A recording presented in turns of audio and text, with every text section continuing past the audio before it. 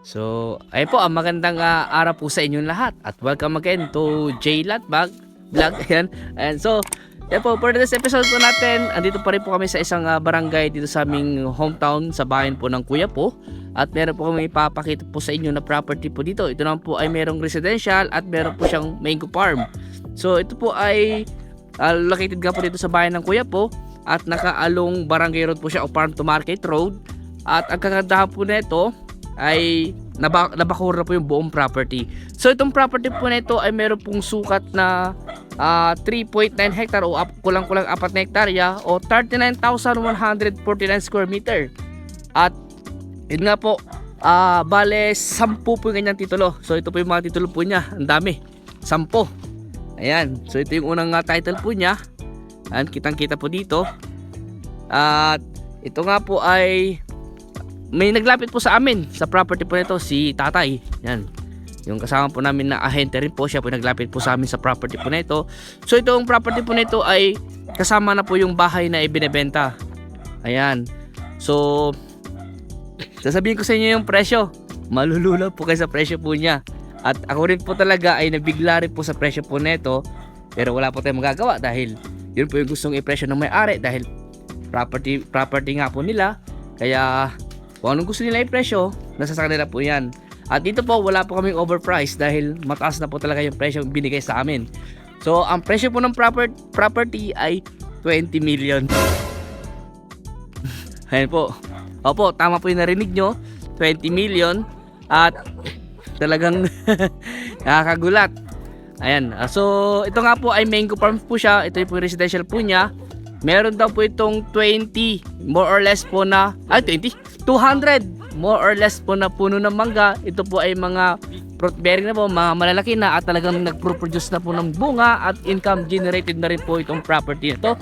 At meron din po mga iba-ibang mga puno na katanim. At yun nga po, nabakura na po yung buong property. Ayan, lisensya nyo na aking ano. At ito nga po, bale, ang frontage po niya, estimate ko nasa mga 200 mahigit po siguro, 300 kasi may corner lot po dun sa bandor, may paganoon pa po siya. Bale, corner lot po itong property na ito. At ang kagandahan po nito, malapit lang po ito sa highway, Pangasinan Nueva Ecija Road o National Highway. Nasa mga 500 to mahigit 500 meters po siguro ang layo po niya sa National Highway. So, ito po, nakaano na po siya. May kuryente na po itong bahay. Meron na po siyang tangki ng tubig o electric pump. Ayan.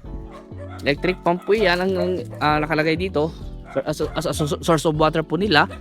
At ito po yung bahay na kasama po sa bentahan. So, tay, ilan yung puno niya? Ilan yung puno ng mangga? 160.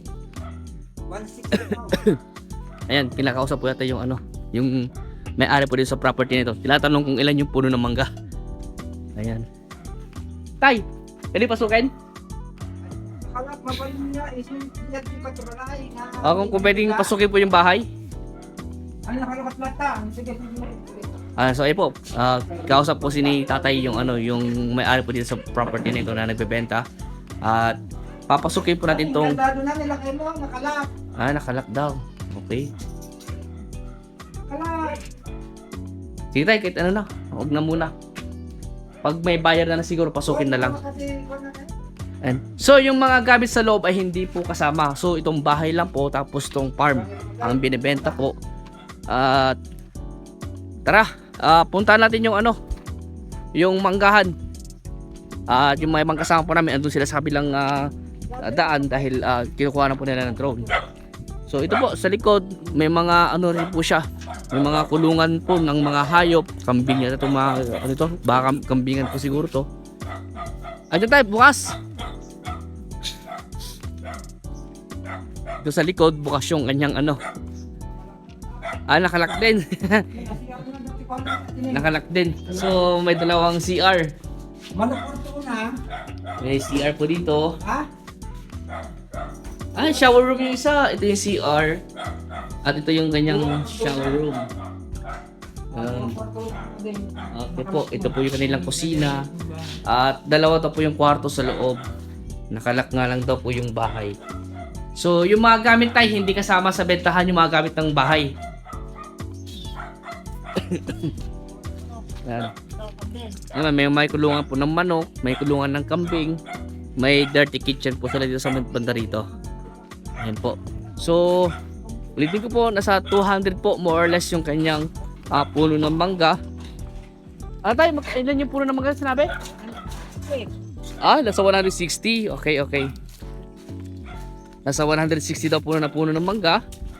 At yun nga po, yung sa presyo ng 20 million, pag-usapan nyo na lang po ni seller yung mga obligasyon po ng bawat isa. Pero yun nga po ang nalalaman, ang sabi po sa akin ni tatay, at sakot naman daw po nila yung 5%. Pero yung mga capital gain tax, documentary stuff, at yung ibang ano pa po yung transfer of title, pag-usapan nyo na lang po ni seller po kung sakali. Ayan. So itong property po natin ay flat po siya at hindi po ito binabaha. At kung binaha po ito, ewan ko lang po sa Maynila, baka ano na po, lubog na po sa baha. So ayan po, ganito na po kalalaki o kaya yabong yung mga puno po niya ng mangga. At nasa 160 daw nga po yung puno ng mangga. Ayan po. So maganda po yung property. Medyo madamo nga lang pero konti lang naman yung ano niya. Hindi siya mayabong yung damo. So ganda tignan no. Maganda po yung damo po niya. Nami-maintain po yung mga alaga po nilang mga kambing. Ayan po. Income generated na po itong mangga na ito. At hindi ko lang po alam kung ba't nila binibenta. Itatanong ko na lang po kay tatay kung bakit nila binibenta. Pero mostly naman, pag nagbebenta po ng property, ay may pangangailangan po sila financial. Ganun po. Ayan. So, maganda po. Itong property na maganda po siya. Hanggang dun pa po yan. At, hanggang dun pa po yan. At yun nga po yung mga bakod, yan na po yung boundary siguro. Sa bandaron pa po, may mga bakod na rin sa bandaroon. Ayun nga po ang sabi sa akin. Yun nga po, kinumpute po namin kanina itong mga hawak namin titulo. Dahil ang karamihan pong mga sukat ng mga titulo ay nasa mga 5,000 o 4,000 square meter po. So pinag-a-add po namin. So ang lumabas po na eksaktong sukat po itong 10 titulo po na ito ay nasa 39,149 o 3 hectare and 9,149 square meter po siya. Kulang-kulang na apat na hektarya po ito. So, ayun po. Baka sa mga naghahanap po ng ganitong property, baka ito na po yung nahanap nyo. So, ayun po, ipagpapatuloy ko po yung pagkuha ng video dahil medyo nagdalag po kanina. Nakikita, parang nahuhuli po yung ano po ng video natin. So ayun na nga po, siguro hanggang dito na siguro yung property sa ano na to. Or sabi kasi ni tatay kanina meron daw isang property na walang bakod, yun na daw yung kanyang boundary. So ibig sabihin baka kasama ko po siguro yung mga hanggang bandaron pa po siguro to. Ayun. Ulitin ko po, ito po ay yung sukat po niya ay 39,000 square meter. At ayun nga po, 10 yung kanyang titulo. Ang presyo po niya nasa 20 million. At ayun nga po, ay yung obligasyon nga po ng bawat isa ay pag-usapan na lang. At ayun nga po, sabi sa amin, sasagutin naman daw po nila yung 5% po ng ahente. Tinanong ko kasi kay tatay kung yun nga po yung mga obligasyon po. Hindi niya po masabi. Ang sabi naman po niya, pag-usapan na lang daw po kung sakali. Kausapin natin yung seller para mapag-usapan niyo po yung mga obligasyon po ng bawat isa. At nakukuha naman po sa magandang usapan po kung sakali. So ayan, ito nga po at 3.9. Baka hindi ko na po malibot lahat. Try nyo na lang po panoorin yung kanyang drone video para makita nyo po yung kabuuan ng property. Ayan po. So ito nga po ay malapit lang po ito. Ang maganda pong exit dito, papunta po dito, ang the best po na exit kung sakali ay sa Carmen exit. Pero kung sakaling first time pa lang po nyo puntahan to, ina-advise po namin na mag-allow exit po muna para masundo po namin kayo sa town proper po ng kuya po at para mapuntahan po natin ito ng personal, nakasama po kayo. Ayan. Kung may mga ibang katanungan pa po kayo regarding po sa property po na ito, tawagan nyo na lang po ako.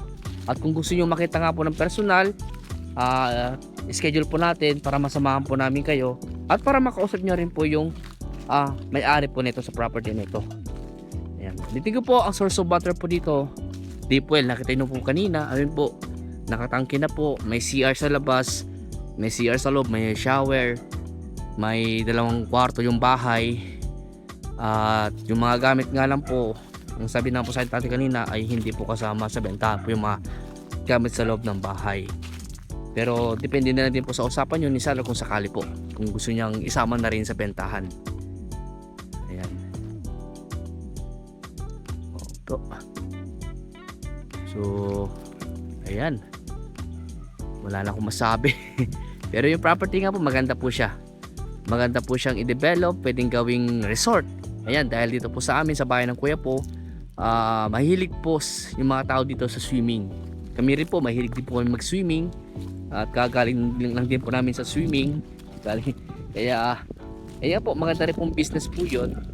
At the same time, meron na rin po kayong farm, na mango farm, na pwede nyo rin pong pagkakitaan kung sakali po.